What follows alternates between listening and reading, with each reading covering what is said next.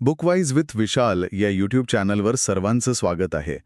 आज आपण एका अशा पुस्तकावर बोलणार आहोत जे खरं तर फक्त एका कंपनीची गोष्ट नाहीये, तर भारताच्या औद्योगिक इतिहासाचा आणि एका मोठ्या स्वप्नाचा आरसा आहे. आपल्याकडे गिरीश कुबेर लिखित टाटा या पुस्तकाच्या पहिल्या भागातील काही महत्त्वाचे अंश आहेत. आणि आपला उद्देश फक्त टाटा घराण्याचा इतिहास जाणून घेणं नाहीये, तर टाटांनी एवढं मोठं साम्राज्य नक्की कोणत्या मूल्यांच्या, कोणत्या विचारांच्या जोरावर उभं केलंय हे आपण एकदम सोप्या भाषेत समजून घेणार आहोत. चला, आधी आपण जरा मागे जाऊया. कल्पना करा की आपण स्वातंत्र्याच्या आधीच्या भारतात आहोत. म्हणजे साधारण 1850 ते 1900चा काळ.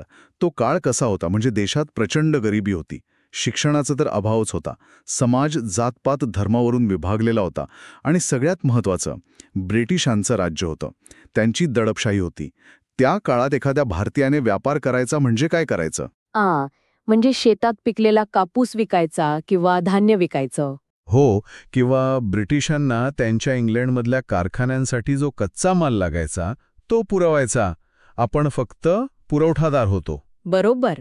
स्वतःचा कारखाना उभा करणं, त्यात पक्का माल बनवणं आणि तो जगात विकणं, ही कल्पनाच भारतीयांसाठी जवळपास अशक्य होती. कारण ब्रिटिश सरकार परवानगीच देत नसे. त्यांना स्पर्धक नको होते. हो, आणि अशा परिस्थितीत एका माणसाने फक्त स्वप्न पाहिलं नाही, तर ते स्वप्न प्रत्यक्षात कसं आणायचं याचा संपूर्ण आराखडा तयार केला. ती व्यक्ती म्हणजे जमशेदजी नुसरावनजी टाटा. आणि इथेच आपल्याला टाटा या शब्दाचा खरा अर्थ समजायला सुरुवात होते. जमशेदजींची दृष्टी ही इतर व्यापाऱ्यांपेक्षा पूर्णपणे वेगळी होती. कशी काय वेगळी होती? म्हणजे बघा, त्या काळात व्यापाऱ्यांचा उद्देश स्पष्ट होता. कमीत कमी पैशात माल घ्यायचा आणि जास्तीत जास्त नफ्यात विकायचा. पण जमशेदजींच्या मनात विचार वेगळा होता. त्यांना फक्त पैसा नाही तर देश घडवायचा होता. अगदी बरोबर. त्यांच्यासाठी उद्योग हे फक्त नफा कमवण्याचं साधन नव्हतं, तर ते राष्ट्र उभारणीचं एक माध्यम होतं. ही गोष्ट समजून घेणं खूप महत्वाचं आहे. आजच्या जगात आपण स्टेक होल्डर व्हॅल्यूबद्दल बोलतो. म्हणजे कंपनी फक्त शेअर होल्डरसाठी नाही, तर तिचे कर्मचारी, ग्राहक, समाज या सगळ्यांसाठी जबाबदार असते. आणि विचार करा, जमशेदजी हे 150 वर्षांपूर्वी जगत होते. तेच तर. त्यांच्यासाठी कंपनीचे शेअर होल्डर हे फक्त एक भाग होते. खरं स्टेक होल्डर होता संपूर्ण भारत देश. त्यांच्या विचारधारेनुसार नफा हा व्यवसायाचा अंतिम उद्देश नव्हताच. तर राष्ट्र उभारणीच्या प्रक्रियेत निर्माण होणारी एक नैसर्गिक आणि चांगली गोष्ट होती. हो, आणि ही विचारसरणी त्या काळात अगदी जागतिक पातळीवरही अविश्वसनीय होती. ही गोष्ट खरंच खूप वेगळी आहे, कारण त्या काळात राष्ट्र उभारणी हे काम सरकारचं मानलं जायचं, व्यापाऱ्यांचं नाही. बरोबर. म्हणजे जमशेदजी स्वतःला एका उद्योगपतीच्या भूमिकेत नाही, तर एका राष्ट्र निर्मात्याच्या भूमिकेत पाहत होते. आजच्या चर्चेत आपण हाच प्रवास उलगडणार आहोत. जमशेदजींच्या सुरुवातीच्या दिवसांपासून ते त्यांनी पाहिलेल्या 3 प्रचंड मोठ्या स्वप्नांपर्यंत. आणि हीच मूल्य टाटा समूहाच्या DNA मध्ये कशी उतरली हे आपण पाहणार आहोत. जमशेदजींचा जन्म 1839 मध्ये गुजरातच्या नवसरी या छोट्याशा गावात एका पारशी कुटुंबात झाला. त्यांच्या घरात शिस्त, साधेपणा आणि प्रामाणिकपणा याला खूप महत्त्व होतं. आणि त्यांचे वडील नुसरवानजी टाटा हे काही पारंपरिक व्यापारी नव्हते. ते प्रचंड धाडसी होते. हो, म्हणजे ज्या काळात समुद्रातून प्रवास करणं म्हणजे जीव धोक्यात घालण्यासारखं होतं, त्या काळात ते चीन, आफ्रिका, युरोप अशा ठिकाणी जाऊन अफू आणि कापसाचा व्यापार करत. बरोबर. आणि वडिलांच्या या धाडसी स्वभावाचा आणि त्यांच्या अनुभवांचा मोठा प्रभाव जमशेदजींवर पडला. त्यांना लहानपणापासूनच व्यापाराचे आणि जगाचे धडे मिळाले. पण इथे एक महत्त्वाचा फरक आहे, जो कुबेर त्यांच्या पुस्तकात अधोरेखित करतात. कोणता फरक? तर व्यापारी फक्त नफा कुठे मिळेल हे शोधत होते, तर जमशेदजी संधी शोधत होते. भारताला औद्योगिकदृष्ट्या सक्षम बनवण्याची संधी. याचे एखादं उदाहरण आहे का त्यांच्या सुरुवातीच्या काळातलं? हो, नक्कीच. 1860च्या दशकात अमेरिकेत गृहयुद्ध पेटलं. त्यामुळे अमेरिकेतून युरोपात होणारा कापसाचा पुरवठा पूर्णपणे थांबला. इंग्लंडमधल्या कापड गिरण्यांना कापूस मिळनासा झाला. आणि हीच संधी जमशेदजींनी ओळखली. बरोबर. त्यांनी भारतातून कापूस खरेदी करून तो इंग्लंडला विकायला सुरुवात केली.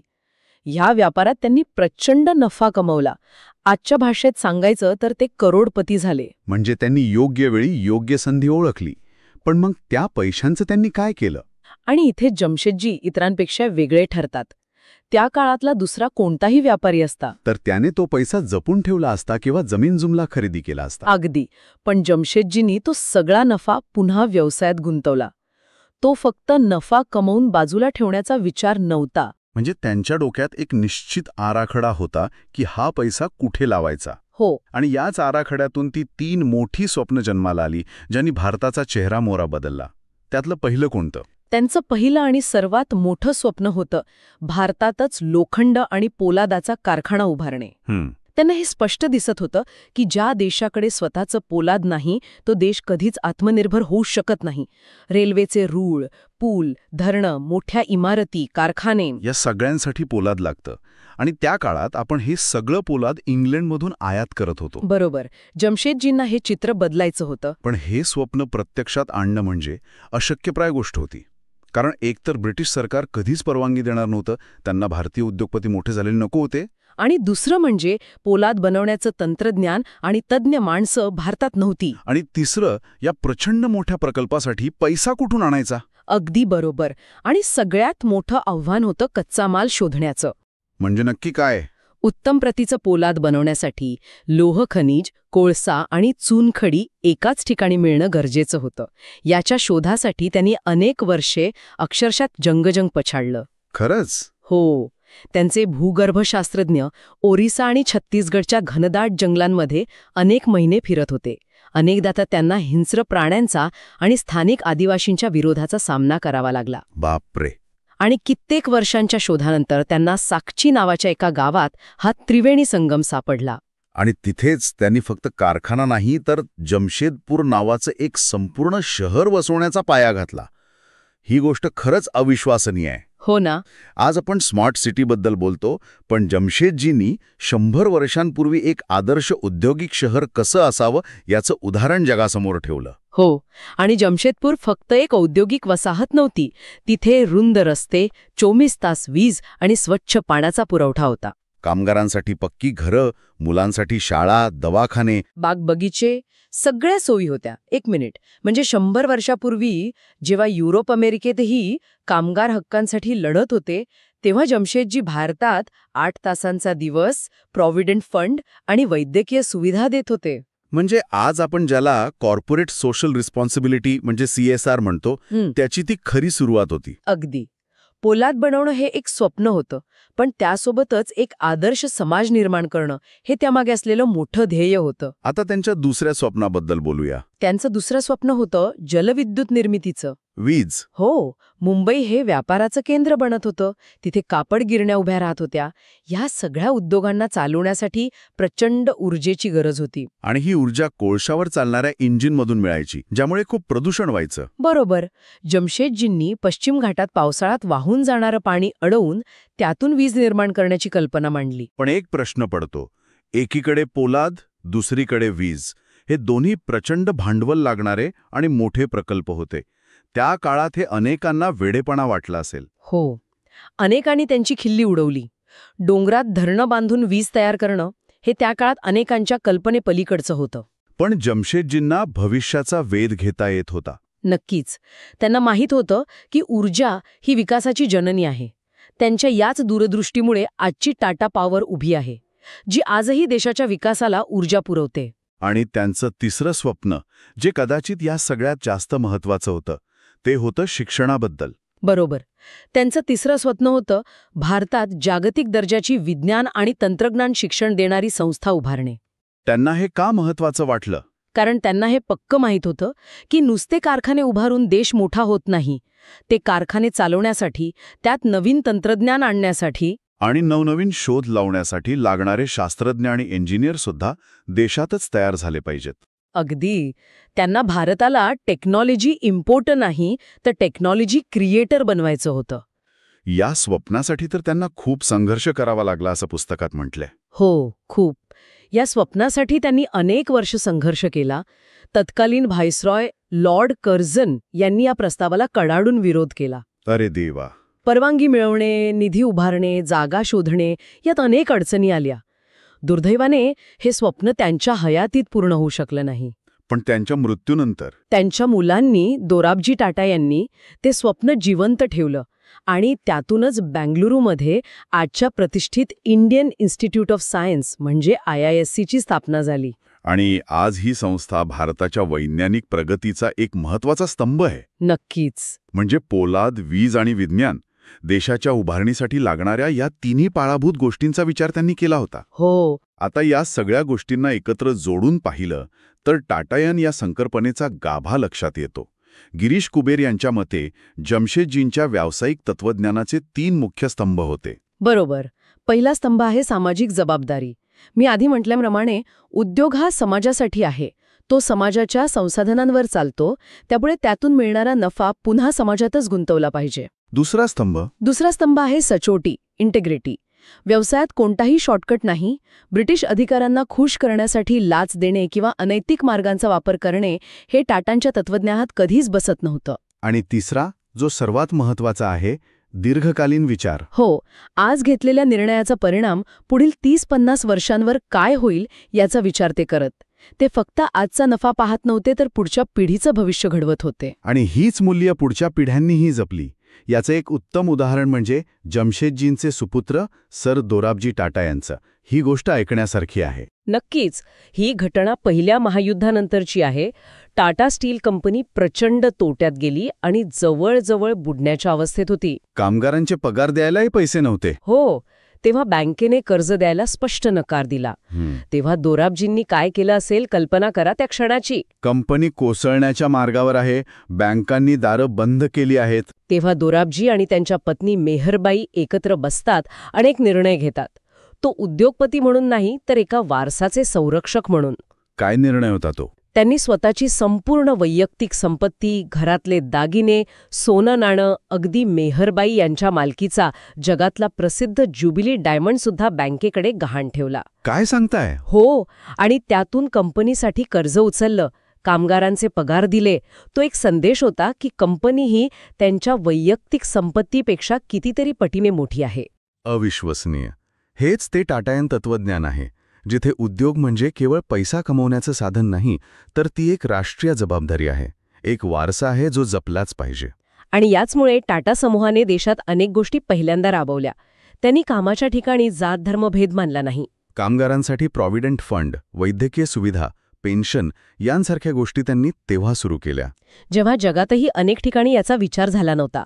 त्यांनी कधीही नफ्यासाठी देशाच्या हिताशी तडजोड केली नाही. आणि याच कारणामुळे लोकांच्या मनात टाटांबद्दल एक प्रचंड विश्वास निर्माण झाला, जो आजही कायम आहे. अगदी.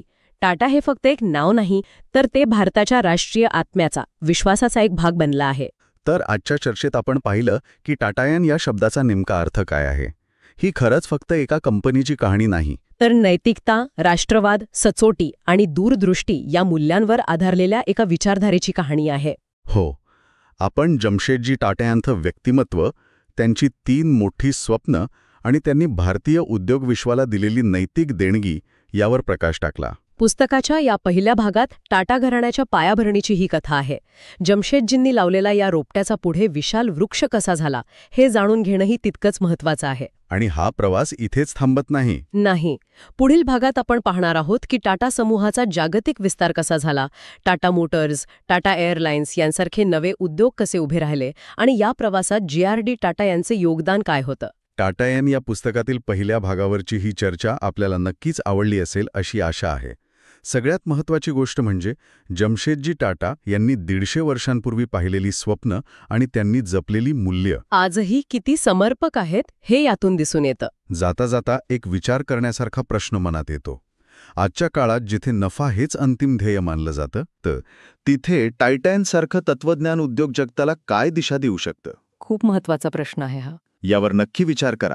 बुकवाईज विथ विशालवरील हा आढावा आवडला असेल तर कृपया व्हिडिओला लाईक करा, आपल्या मित्रांसोबत शेअर करा आणि चॅनलला सबस्क्राईब करायला विसरू नका. लवकरच भेटूया या पुस्तकाच्या दुसऱ्या भागासह. तोपर्यंत वाचत रहा. गिरीश कुबेर यांच्या टाटाज गोल्डन एज या पुस्तकावरील आपल्या चर्चेच्या दुसऱ्या भागात आपण आलो आहोत. पहिल्या भागात आपण जमशेदजी टाटा यांनी पाहिलेल्या एका भव्य स्वप्नाबद्दल बोललो. पोलादापासून ते वीज आणि शिक्षणापर्यंत त्यांनी आधुनिक भारताचा पाया कसा रचला हे पाहिलं. पण स्वप्न पाहणं हे एक वेळा सोपं असतं. त्या स्वप्न बघणाऱ्या व्यक्तीच्या निधनानंतर ते स्वप्न जिवंत ठेवणं, वाढवणं आणि पुढच्या पिढीपर्यंत पोहोचवणं हे सर्वात मोठं आव्हान असतं. आजची आपली चर्चा याच आव्हानाबद्दल आहे. विचार करा, 20व्या शतकाची नुकतीच सुरुवात झाली आहे. जमशेदजींसारखा दूरदृष्टीचा नेता निघून गेला आहे. त्यांच्या मागे आहे एक बाडसं धरू पाहणारा उद्योग समूह आणि समोर संकटांचा डोंगर.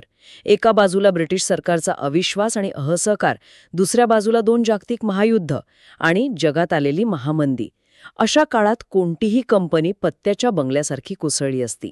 इतकंच नाही तर स्वातंत्र्यानंतर जेव्हा परवाना राज आलं तेव्हा प्रामाणिकपणे व्यवसाय करणं जवळजवळ अशक्य झालं होतं. अशा परिस्थितीत टाटांच्या दुसऱ्या आणि तिसऱ्या पिढीने केवळ तो वारसा टिकवला नाही तर त्याला एका वेगळ्याच उंचीवर नेलं. त्यांनी वादळात फक्त जहाजच नाही वाचवलं तर त्या जहाजाला आकाशात उडण्याचं बळही दिलं. मग त्यांनी हे कसं केलं? केवळ पैशाच्या जोरावर की त्यामागे काही वेगळंच तत्वज्ञान होतं? आज आपण याच पिढीची गोष्ट ऐकणार आहोत. संघर्षाची, त्यागाची, नैतिकतेची आणि आधुनिक भारताच्या उभारणीची. चला सुरुवात करूया त्या क्षणापासून जेव्हा जमशेदजींच्या निधनानंतर टाटा साम्राज्यावर पहिलं मोठं संकट कोसळलं. जमशेदजींच्या मृत्यूनंतर नेतृत्वाची एक मोठी पोळी निर्माण झाली होती. सगळी सूत्र त्यांचे पुत्र सर दोराबजी टाटा यांच्या हाती आली. पुस्तकात लेखक त्यांना स्वप्न टिकवणारा योद्धा म्हणतात. पण त्यांच्यासमोरची लढाई सोपी नव्हती. टाटा स्टील हे जमशेदजींचं स्वप्न होतं, पण ते प्रत्यक्षात आणताना दोराबजींना अक्षरशः रक्ताचं पाणी करावं लागलं. आणि संकट एकामागोमाग एक येत होती. आधी तर कच्चा माल मिळवणं अवघड होतं. मग पहिल्या महायुद्धामुळे स्टीलच्या किमती आकाशाला भिडल्या. पण युद्ध संपताच त्या जमिनीवर कोसळल्या. त्यातच जागतिक महामंदी आली. कंपनीवर कर्जाचा डोंगर उभा राहिला. एक वेळ तर अशी आली होती की कर्मचाऱ्यांचे पगार देण्यासाठी पैसे नव्हते. कंपनी बंद पडणार हे जवळपास निश्चित झालं होतं. पुस्तकातला एक प्रसंग वाचून तर खरंच अंगावर काटा येतो. जेव्हा कंपनीला वाचवण्याचे सगळे मार्ग बंद झाले तेव्हा दोराबजींनी स्वतःच्या पत्नीचे, लेडी मेहरबाईंचे दागिने आणि सगळी वैयक्तिक संपत्ती बँकेकडे गहाण ठेवली. यात जगातला दुसऱ्या क्रमांकाचा ज्युबिली हिरा सुद्धा होता. आजच्या काळात हे अविश्वसनीय वाटतं, पण या निर्णयामागे केवळ भावनिक वारसा होता की कंपनी वाचली नाही तर काय होईल याची काही व्यावहारिक भीतीही होती? खूप महत्वाचा प्रश्न आहे. यात भावना नक्कीच होत्या. वडिलांचं स्वप्न टिकवण्याची एक तीव्र इच्छा होती, पण त्या पलीकडे एक व्यावहारिक विचारही होता. याला आपण ओनरशिप म्हणजे मालकी हक्क, ओनरशिप आणि स्टुअर्डशिप म्हणजे विश्वस्तपणा यातील फरक म्हणू शकतो. दुराबाजी केवळ कंपनीचे मालक नव्हते, तर ते त्या वारसाचे, त्या स्वप्नाचे आणि त्यात गुंतलेल्या हजारो लोकांच्या विश्वासाचे विश्वस्त होते. जसं आपण एखाद्या मंदिराची संपत्ती सांभाळतो तसं ते टाटा समूहाला सांभाळत होते. त्यांचा तो त्याग पाहूनच गुंतवणूकदार आणि बँकांना विश्वास वाटला की जो माणूस स्वतःचं सर्वस्व पणाला लावतोय तो कंपनीला बुडू देणार नाही. अच्छा. त्यामुळेच त्यांना कर्ज मिळालं आणि कंपनी वाचली. म्हणजे एका भावाने आर्थिक वारसा सांभाळला तर त्याच वेळी दुसऱ्या भावाने सर रतन टाटा म्हणजे सिनियर यांनी सामाजिक पाया घातला. आज आपण ज्या टाटा ट्रस्टबद्दल ऐकतो त्यांची सुरुवात त्यांच्यापासूनच झाली. हो, आणि विशेष म्हणजे त्यांनी हे काम दान म्हणून नाही केलं. त्यांचा दृष्टिकोन होता की उद्योग हा समाजाचा एक भाग आहे आणि नफा वाटून घेणं ही एक जबाबदारी आहे. याच विचाराने टाटांना इतर उद्योगपतींपेक्षा वेगळं ठरवलं. त्यांनी शिक्षण, आरोग्य आणि समाज सुधारण्यासाठी मोठं योगदान दिलं. बरोबर. त्यामुळे टाटा समूहाला एक मानवी चेहरा मिळाला, जो केवळ नफा तोट्याच्या पलीकडचा होता. म्हणजे पाया वाचला, त्याला सामाजिक आधारही मिळाला. पण यानंतर एक अशी व्यक्ती आली जिने या दोन्ही गोष्टींना एकत्र करून टाटा समूहाला एका वेगळ्याच उंचीवर नेलं. जहांगीर रतनजी दादाभाई टाटा, म्हणजेच आपल्या सर्वांचे लाडके JRD टाटा. JRD यांची गोष्टच वेगळी आहे. लेखक गिरीश कुबेर त्यांना आधुनिक भारताचा आर्किटेक्ट म्हणतात, आणि ते अगदी योग्य आहे. JRD केवळ एक व्यवस्थापक नव्हते जे आजची कंपनी चालवतील, ते एक संस्था निर्माते होते. म्हणजे त्यांना असं घर बांधायचं होतं जे केवळ त्यांच्या हयातीत नाही तर पुढच्या अनेक पिढ्यांसाठी मजबूत राहील, मग त्यात राहणारे कोणीही असो. त्यांनी व्यक्तींवर नाही तर मूल्यांवर आणि संस्कृतीवर कंपन्या उभ्या केल्या. पुस्तकात JRDंच्या कामाच्या पद्धतीबद्दल एक गोष्ट वाचून मी थक्क झाले. ते प्रत्येक लहान सहान गोष्टीकडे किती लक्ष द्यायचे हे अविश्वसनीय आहे. त्यांची सौंदर्यदृष्टी आणि कामातील परिपूर्णतेचा आग्रह याबद्दल थोडं बोलूया का? नक्कीच. त्यांची एक खासियत होती परफेक्शन, अर्थात परिपूर्णतेचा ध्यास. मग ते कंपनीच्या वार्षिक अहवालाचं डिझाईन असो किंवा ऑफिसमधल्या बागेत कोणती फुलं लावायची हे असो. अगदी लहान गोष्ट. प्रत्येक गोष्टीत त्यांना सौंदर्य आणि गुणवत्ता हवी असायची. त्यांची नेतृत्व शैली ही वेगळी होती. ते कर्मचाऱ्यांना चुका करायला प्रोत्साहन देत, कारण त्यातूनच माणूस शिकतो असं त्यांचं मत होतं. त्यांनी टीमवर्कची म्हणजे सांघिक कामाची संस्कृती रुजवली. यामुळेच टाटा हे नाव गुणवत्तेचं प्रतीक बनलं. आणि JRDचं पहिलं प्रेम होतं विमान. ते भारताचे पहिले परवानाधारक पायलट होते. याच प्रेमातून त्यांनी टाटा एअरलाइन्सची स्थापना केली, जी पुढे जाऊन एअर इंडिया बनली. विशेष म्हणजे यासाठी त्यांनी सरकारकडे मदत मागितली नाही. हो, आणि त्यांनी एअर इंडियाला काय बनवलं? स्वातंत्र्यानंतर तिचं राष्ट्रीयकरण झालं, तरी अनेक वर्ष JRD तिचे चेअरमन होते. त्यांच्या काळात एअर इंडिया ही जगातली सर्वोत्तम एअरलाईन मानली जात होती. खरंय. विमानांची स्वच्छता, जेवणाचा दर्जा, हवाई सुंदरींचं आदरातिथ्य आणि सगळ्यात महत्त्वाचं म्हणजे वेळेवर उड्डाण, या सगळ्या बाबतीत तिचं जगात कोणी हात धरू शकत नव्हता. एअर इंडियाचा महाराजा हा लोगो सुद्धा त्यांच्याच कल्पनेतून साकारला होता. विचार करा, आजकालच्या एअरलाईनमध्ये JRD असते तर त्यांनी काय केलं असतं? कल्पनाच करेली बरी. पण याला मोठ्या दृष्टिकोनातून पाहिलं तर एअर इंडिया हे फक्त वाहतुकीचं साधन नव्हतं. ते स्वतंत्र भारताच्या आत्मविश्वासाचं, त्याच्या क्षमतेचं जागतिक प्रतीक होतं. अगदी. JRDनी दाखवून दिलं की भारतीय कोणत्याही क्षेत्रात जगात सर्वोत्तम ठरू शकतात. ते भारताचं आत्मविश्वासाचं उड्डाण होतं. पण हे उड्डाण सोपं नव्हतं. 1960 ते 1985 या काळात भारतावर परवाना राज्याचं सावट होतं. या काळात उद्योग चालवणं म्हणजे एक दिव्यच होतं. याबद्दल पुस्तकात खूप सविस्तर लिहिलं आहे. परवाना राज म्हणजे काय हे आधी समजून घेऊया. समजा तुम्हाला एक छोटा कारखाना टाकायचा आहे, तर त्यासाठी तुम्हाला सरकारी परवानगी लागेल. कारखाना मोठा करायचा आहे, पुन्हा परवानगी. नवीन मशीन आणायची आहे, त्यासाठीही परवानगी. म्हणजे प्रत्येक पावलावर सरकारचा अडथळा. आणि या परवानग्या मिळवण्यासाठी अनेकदा राजकीय नेत्यांना आणि अधिकाऱ्यांना खुश करावं लागत असे. आणि पुस्तकानुसार अनेक उद्योगपतींनी तो मार्ग स्वीकारला. पण टाटांनी काय केलं? त्यांनी सरळ मार्गाने जायचं ठरवलं आणि त्याची मोठी किंमतही मोजली. त्यांचे अनेक प्रकल्प केवळ परवानगी न मिळाल्याने रखडले. हे वाचताना आश्चर्य वाटतं की त्यांनी इतरांसारखा सोपा मार्ग का नाही निवडला? स्वतःचं नुकसान का करून घेतलं? काय ना, इथेच टाटांचं वेगळंपण दिसतं. त्यांच्यासमोर एक साधा प्रश्न होता. अल्पकालीन फायद्यासाठी तत्वांशी तडजोड करायची की दीर्घकालीन विश्वासार्हतेसाठी नुकसान सोसायचं? त्यांनी दुसरा मार्ग निवडला. यालाच आपण नुकसानीची गुंतवणूक म्हणू शकतो. त्यांनी त्या काळात परवानग्या मिळवण्यासाठी पैसे देऊन तात्पुरता फायदा मिळवला नाही, पण त्या बदल्यात त्यांनी विश्वास कमावला. विश्वास. फायदा संपतो, पण विश्वास टिकतो. आज 100 वर्षानंतरही टाटा नावावर लोकांचा जो अढळ विश्वास आहे, तो त्याच त्यागातून आणि नैतिकतेतून आलाय. तेच त्यांचं खरं ब्रँड कॅपिटल आहे. आणि विशेष म्हणजे इतक्या अडचणी असूनही ह्याच काळात टाटा समूहाने काही अत्यंत महत्त्वाचे उद्योग उभे केले, जसे की टाटा मोटर्स, तेव्हाची टेल्को. बरोबर. टाटा मोटर्सने आधी ट्रक बनवले आणि नंतर आली इंडिका, भारताची पहिली संपूर्ण भारतीय बनावटीची कार. तोपर्यंत आपल्याला वाटायचं की कार बनवण्याचं तंत्रज्ञान फक्त परदेशातच आहे. हो, खरंय. इंडिकाने तो भ्रम तोडला. ते भारताच्या आत्मनिर्भरतेचं एक चालतं बोलतं प्रतीक होतं. आणि मग आली TCS. 1968 साली जेव्हा भारतात कॉम्प्युटर किंवा IT हे शब्दही कोणाला माहीत नव्हते, तेव्हा JRDंनी टाटा कन्सल्टन्सी सर्व्हिसेसची स्थापना केली. हो, आणि तो एक द्रष्टा निर्णय होता. त्यांना भविष्याचा वेध लागला होता. त्यांना कळलं होतं की येणारं जग हे डेटाचं आणि सॉफ्टवेअरचं असणार आहे. TCSने भारताला सॉफ्टवेअरच्या जगाच्या नकाशावर आणलं. हो ना. आज सॉफ्टवेअरच्या जगात भारताची जी महासत्ता म्हणून ओळख आहे, त्याचा पाया TCSने घातला.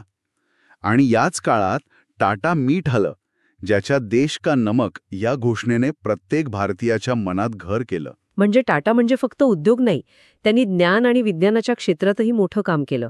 Tata institute of social sciences म्हणजे TIS, Tata institute of fundamental research TFR आणि टाटा मेमोरियल हॉस्पिटल. या संस्था म्हणजे टाटाईन या संकल्पनेचं खरं रूप आहे. टाटाईन म्हणजे काय? तर व्यवसायातून मिळालेला नफा हा समाजाचा आहे आणि तो समाजाला परत केला पाहिजे. पण तो केवळ दान किंवा धर्मादाय म्हणून नाही, तर समाजाला सक्षम करणाऱ्या, ज्ञान आणि आरोग्य निर्माण करणाऱ्या संस्था उभारून परत करायचा. TFRने भारताला अणुऊर्जेत स्वयंपूर्ण बनवलं, तर टाटा मेमोरियल हॉस्पिटल आज लाखो कॅन्सर रुग्णांसाठी आशेचा किरण आहे. खरे? हे जमशेदजींच्या मूळ विचारांचं खरं प्रतिबिंब आहे. तर या सगळ्या चर्चेचा अर्थ काय? या भागाच्या शेवटी लेखक एका महत्त्वाच्या मुद्द्यावर येतात, टाटा समूहाची नैतिक स्वच्छता. पुस्तकात एक स्पष्ट दावा आहे. इतिहासात अनेक उद्योगसमूह उठले आणि पडले, पण टाटांचा आजवरचा टिकाव त्यांच्या नैतिकतेमुळे आहे. आणि हे सत्य आहे. तुम्ही भारताच्या औद्योगिक इतिहासात पाहिलं तर जवळजवळ प्रत्येक मोठ्या उद्योगसमूहाचं नाव कोणत्या ना कोणत्या घोटाळ्यात, वादात किंवा भ्रष्टाचारात आलेलं दिसेल. टाटा समूह याला एक मोठा अपवाद आहे. विशेषतः परवाना राज सारख्या काळात जिथे भ्रष्टाचाराशिवाय पान हलत नसे, तिथे ही स्वच्छता टिकवणं ही एक मोठी साधनाच होती. व्यवसाय वाढवण्यापेक्षा विश्वास टिकवणं जास्त कठीण असतं आणि टाटांनी ते करून दाखवलं. तर आज आपण सर दोराबजी टाटांच्या त्यागापासून ते JRD टाटांच्या दूरदृष्टीपर्यंतचा एक मोठा प्रवास पाहिला. आपण पाहिलं की परवाना राजच्या वादळातही नैतिकतेची नाव कशी तारता येते आणि त्याचबरोबर राष्ट्र उभारणीचं कामही कसं करता येतं. हा दुसरा भाग JRD टाटा यांच्या युगाच्या समाप्तीच्या आणि एका नवीन पर्वाच्या सुरुवातीच्या टप्प्यावर येऊन संपतो. पुढच्या आणि शेवटच्या भागात आपण रतन टाटा यांच्या काळातील जागतिक विस्तार, जॅग्युअर लँड रोव्हर सारख्या मोठ्या कंपन्यांची खरेदी आणि आधुनिक युगातील टाटा समूहाच्या नव्या प्रवासावर चर्चा करणार आहोत. आजच्या या सखोल चर्चेबद्दल धन्यवाद. जर ही चर्चा आवडली असेल तर बुकवाईज विथ विशाल या चॅनलला लाईक, शेअर आणि सबस्क्राईब करायला विसरू नका. जाता जाता एक विचार सोडून जातो. आजच्या जगात जिथे वेग आणि नफा हे तत्वांपेक्षा मोठे मानले जातात, तिथे एखादा उद्योग समूह आपल्या मूल्यांशी तडजोड न करता 100 वर्षांपेक्षा जास्त काळ कसा टिकू शकतो. टाटांची कहाणी हे शक्य आहे असं दाखवते. पण आजच्या काळात हे मॉडेल पुन्हा तयार करणं शक्य आहे का, यावर नक्की विचार करा. गिरीश कुबेर यांच्या टाटयन या पुस्तकावरील आपल्या चर्चेच्या या तिसऱ्या आणि अंतिम भागात आपलं स्वागत आहे. गेल्या 2 भागांमध्ये आपण जमशेदजींपासून ते JRDपर्यंत टाटा समूहाचा पाया कसा रचला गेला, त्यांची मूल्य कशी रुजली आणि भारतीय उद्योग विश्वात त्यांनी आपलं अढळ स्थान कसं निर्माण केलं, हे सगळं पाहिलं. पण आज आपण त्या प्रवासाच्या एका अशा टप्प्यावर बोलणार आहोत जो मला वाटतं सगळ्यात जास्त रोमांचक, धाडसी आणि तितकाच आव्हानात्मक होता. आज आपण पाहणार आहोत की टाटा समूहाने भारताच्या सीमा ओलांडून जगाच्या नकाशावर स्वतःची ओळख कशी निर्माण केली. पण हा जो शब्द आहे जागतिक विस्तार, तो ऐकायला खूप सोपा वाटतो नाही का? हो, वाटतो करा. पण त्याचा खरा अर्थ काय आहे, म्हणजे नेमकं काय असतं हे, याची आपण जरा कल्पना करूया.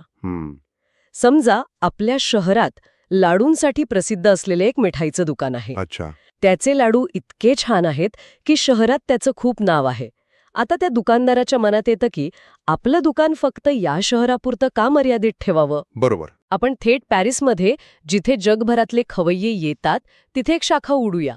वाह, विचारच किती मोठा आहे. हो ना, पण हे वाटते तितके सोपे नाही. त्याला फक्त पॅरिसमध्ये जाऊन दुकान उघडायचं नाहीये. नाही, त्याला तिथल्या लोकांची चव समजून घ्यावी लागेल. आपल्या लाडवांमध्ये त्यांना काय बदल अपेक्षित आहेत हे जाणून घ्यावं लागेल. म्हणजे स्थानिक संस्कृतीचा अभ्यास. अगदी. शिवाय तिथे एक आंतरराष्ट्रीय दर्जाच्या मोठ्या किचनचं व्यवस्थापन करावं लागेल, जिथे स्वच्छता आणि गुणवत्तेचे नियम खूप खूप कडक असतील. आणि सगळ्यात मोठी गोष्ट, सगळ्यात मोठी गोष्ट म्हणजे त्याला तिथल्या जगप्रसिद्ध बेकर्स आणि चॉकलेट बनवणाऱ्यांची स्पर्धा करावी लागेल. म्हणजे आपल्या लाडवांना क्रॉसॉन्स आणि मॅकरॉन्सच्या जगात स्वतःला सिद्ध करावं लागेल. बरोबर. ही एक प्रचंड मोठी झेप आहे. तुम्ही हे उदाहरण इतकं छान दिलंय की विषय अगदी स्पष्ट झाला. आणि टाटा समूहाने नेमकं हेच केलं. पण मिठाईच्या दुकानाच्या स्तरावर नाही, तर पोलाद, गाड्या आणि सॉफ्टवेअरच्या अवाढव्य औद्योगिक स्तरावर. आणि त्यातही एक पुढचं पाऊल. त्यांनी फक्त परदेशात नवीन कंपन्या उघडल्या नाहीत, तर तिथल्या मोठमोठ्या, अगदी अडचणीत आलेल्या पण एकेकाळी नावाजलेल्या कंपन्या विकत घेतल्या. आणि त्यांना पुन्हा यशस्वी करून दाखवलं. अगदी. हे म्हणजे आपल्या मिठाईवाल्याने पॅरिसमधलं एक तोट्यात चाललेलं पण एकेकाळी प्रसिद्ध असलेलं बेकरीचं दुकान विकत घेऊन त्याला पुन्हा पॅरिसमध्ये नंबर 1 बनवण्यासारखं आहे. विचार करा, हे किती अवघड असेल. हो. आजच्या आपल्या या सविस्तर चर्चेत आपण हेच समजून घेणार आहोत की टाटांनी हे धाडस कसं केलं. त्यांची व्यवस्थापन शैली इतरांपेक्षा इतकी वेगळी का आहे, ज्यामुळे हे शक्य झालं, आणि भविष्यासाठी त्यांची दिशा काय असू शकते. बरोबर. चला तर मग या सभळाची उकल करूया. आज आपण टाटांच्या जागतिक प्रवासाचे 3 मुख्य स्तंभ पाहणार आहोत. पहिला, पोलाद क्षेत्रातील कोरसचं ते ऐतिहासिक अधिग्रहण, ज्याने सगळ्या जगाचं लक्ष वेधून घेतलं. दुसरा, लक्झरी कार क्षेत्रातील जॅग्वार लँड रोवरचा अविश्वसनीय कायापालट. आणि तिसरा, ज्ञानाच्या साम्राज्याची म्हणजेच TCSची यशोगाथा, जिने भारताची ओळखच बदलून टाकली. तर सुरुवात करूया त्या क्षणापासून जेव्हा टाटा समूहाने खऱ्या अर्थाने जागतिक होण्याचा निर्णय घेतला. गिरीश कुबेर त्यांच्या पुस्तकात एक सुंदर वाक्य लिहितात. टाटा समूह भारतात जन्माला पण ती जगाला दिलेली देणगी आहे. 1990च्या दशकात झालेल्या जागतिकीकरणामुळे भारतीय कंपन्यांसाठी जगाचे दरवाजे उघडले आणि टाटांनी ही संधी ओळखली. हो, आणि ही संधी ओळखण्यामागे एक दूरदृष्टी होती. त्यांना 3 गोष्टी स्पष्ट दिसत होत्या.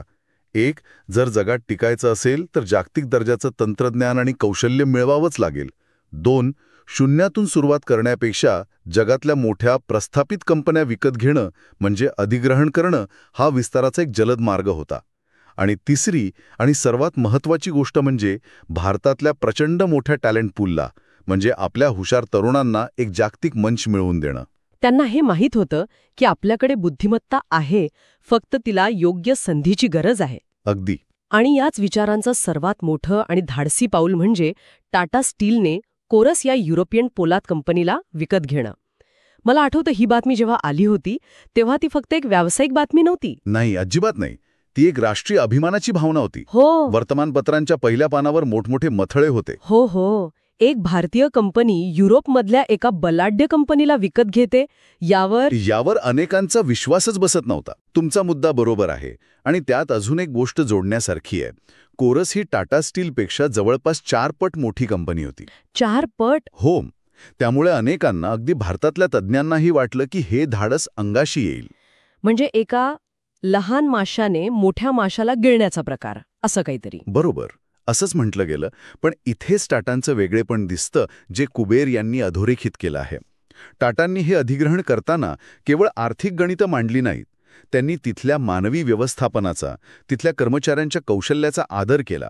त्यांनी कोरस ताब्यात घेतल्यावर तिथल्या लोकांना काढून टाकलं नाही किंवा भारतीय व्यवस्थापक नेऊन बसवले नाहीत. अगदी. त्यांनी विश्वास दिला की आम्ही तुमच्या ज्ञानाचा आदर करतो आणि आपण मिळून ही कंपनी पुढे नेऊ. हा विश्वासच यशाची पहिली पायरी ठरला. आणि कौशल्याचा आदर करण्याची हीच भावना JLRच्या बाबतीत तर जास्तच महत्वाची ठरली असणार नाही का? हो. इथूनच गोष्ट खऱ्या अर्थाने रंजक होते. Jaguar land rover. अगदी. जॅग्वार आणि लँड रोवर ही दोन्ही ब्रँड्स तोट्याच्या गर्तेत होती. फोर्डसारखी बलाढ्य ऑटोमोबाईल कंपनीसुद्धा ती सांभाळू शकत नव्हती आणि त्यांनी ती विकायला काढली होती. म्हणजे आर्थिक मंदी, घटलेली विक्री, जुने डिझाईन्स या सगळ्यामुळे कंपन्या बंद पडण्याच्या मार्गावर होत्या. हो. मग मला हा प्रश्न नेहमी पडतो की फोर्डसारख्या अनुभवी कंपनीला जे जमलं नाही ते टाटांनी करून दाखवलं. टाटांनी आता असं काय पाहिलं जे फोर्डला दिसलं नाही? हा फक्त पैशाचा खेळ होता की त्यामागे काही वेगळी दृष्टी होती? हा खूप महत्वाचा प्रश्न आहे. आणि इथेच टाटांची दूरदृष्टी दिसते. कुबेर यांच्या मते टाटांनी 2 गोष्टी अचूक ओळखल्या. एक म्हणजे या ब्रँड्सची आर्थिक स्थिती कितीही वाईट असली तरी त्यांचं जागतिक आकर्षण, त्यांची ब्रँड व्हॅल्यू प्रचंड होती. जॅग्वार आणि लँड रोवर ही फक्त गाड्यांची नावं नव्हती. ती एक प्रतिष्ठा होती, एक वारसा होता, एक स्वप्न होतं. आणि दुसरी गोष्ट म्हणजे कंपनीत काम करणारे इंजिनियर्स आणि डिझायनर्स जगातले सर्वोत्तम होते. पण त्यांना योग्य दिशा, स्वातंत्र्य आणि आर्थिक पाठबळ मिळत नव्हतं. बरोबर. फोर्ड त्यांना स्वतःच्या मोठ्या सिस्टीममध्ये बसवण्याचा प्रयत्न करत होती. हे म्हणजे आपल्या मिठाईवाल्याने पॅरिसमधली बेकरी विकत तर घेतली, पण तिथल्या बेकर्सना सांगितलं की तुम्ही क्रसांड्स बनवणं थांबवून शंकरपाळी बनवायला लागा. अगदी. हे जमणार नव्हतं. हे ऐकायला खूप आदर्शवादी वाटतं की त्यांनी JLRची ओळख जपली, पण व्यवसायाच्या दृष्टीने काही कठोर निर्णय घ्यावे लागले नसतील का? पुस्तकात याबद्दल काही उल्लेख आहे का की सुरुवातीला स्थानिक व्यवस्थापनाकडून काही विरोध झाला होता? म्हणजे एक भारतीय कंपनी आपल्याला चालवणार हे त्यांनी इतक्या सहज स्वीकारलं असेल का? नाही, अर्थातच ते सोपं नव्हतं. सुरुवातीला खूप शंका आणि अविश्वास होता. पण टाटांनी स्वतःला भारतीय मालक म्हणून मिरवलंच नाही. त्यांनी कधी असं भासवलं नाही की आम्ही तुम्हाला वाचवायला आलो आहोत. अच्छा. त्यांचा संदेश स्पष्ट होता. ही तुमची कंपनी आहे, हा तुमचा वारसा आहे. आम्ही फक्त तुम्हाला आर्थिक पाठबळ आणि योग्य वातावरण देऊ, जेणेकरून तुम्ही जगातल्या सर्वोत्तम गाड्या बनवू शकाल. आणि त्यांनी ते करून दाखवलं. खरंय. अधिग्रहणानंतर लगेचच 2008ची जागतिक आर्थिक मंदी आली. सगळेच जण म्हणाले आता टाटा JLR मधून कामगार कपात करणार. हो, ती भीती असणारच. पण रतन टाटा स्वतः तिथे गेले आणि त्यांनी कर्मचाऱ्यांना आश्वासन दिलं की एकाही व्यक्तीची नोकरी जाणार नाही. वा. या एका कृतीने त्यांनी तिथल्या लोकांची मनं जिंकली. त्यांनी ब्रँडचा आत्मा जपला आणि त्याला नवीन तंत्रज्ञानाचं आणि गुंतवणुकीचं शरीर दिलं. आणि याचमुळे फक्त 3 वर्षात कंपनी तोट्यातून बाहेर येऊन नफ्यात आली. म्हणजे आपण यातून एक टाटा डॉक्ट्रिन किंवा टाटा सिद्धांत तयार करू शकतो का? कसा? की वारसा विकत घ्या, भविष्यासाठी निधी द्या, पण आत्म्याला कधीही हात लावू नका. हेच त्यांनी कॉर्कसमध्ये केलं आणि JLR मध्ये ते परफेक्शनला नेलं. उत्तम मांडणी आहे. हाच तो टाटा वे आहे.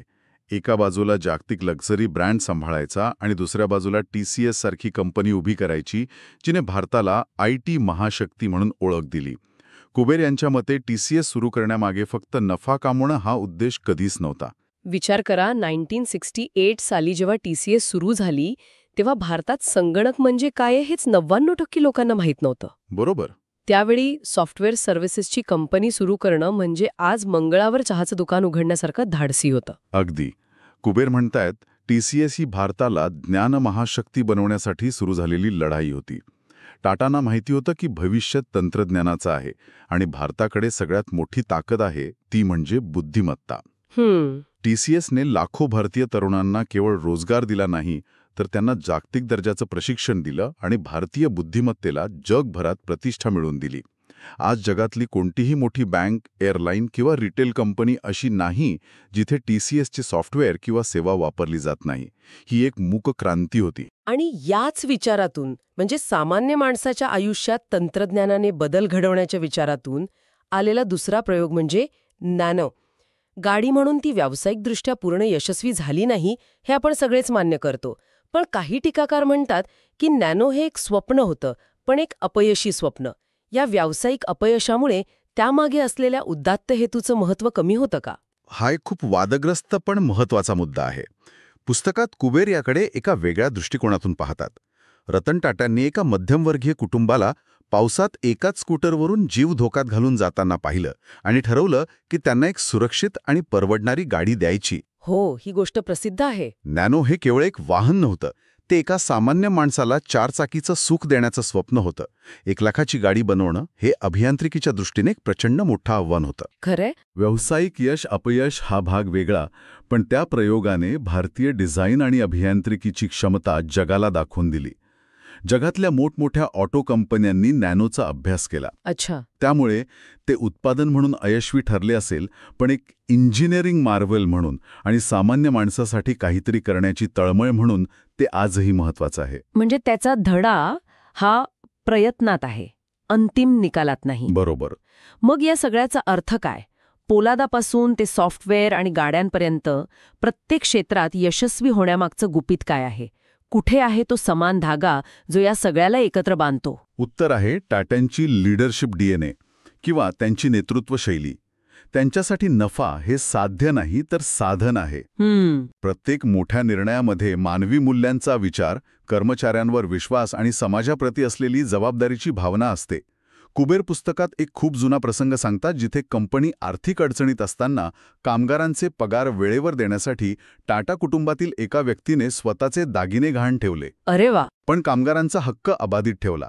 ही गोष्ट आजच्या जगात जिथे एका तिमाहीचा नफा कमी झाला तरी हजारो कर्मचाऱ्यांना कामावरून काढणं हे व्यवस्थापनाचं कौशल्य मानलं जातं, तिथे अविश्वसनीय वाटते. खरंय. यातून एकच गोष्ट सिद्ध होते, टाटा समूहाने आधी विश्वास कमावला, पैसा आपोआप आला. आणि त्यांची सामाजिक जबाबदारी म्हणजे CSR ही काही आजची संकल्पना नाही.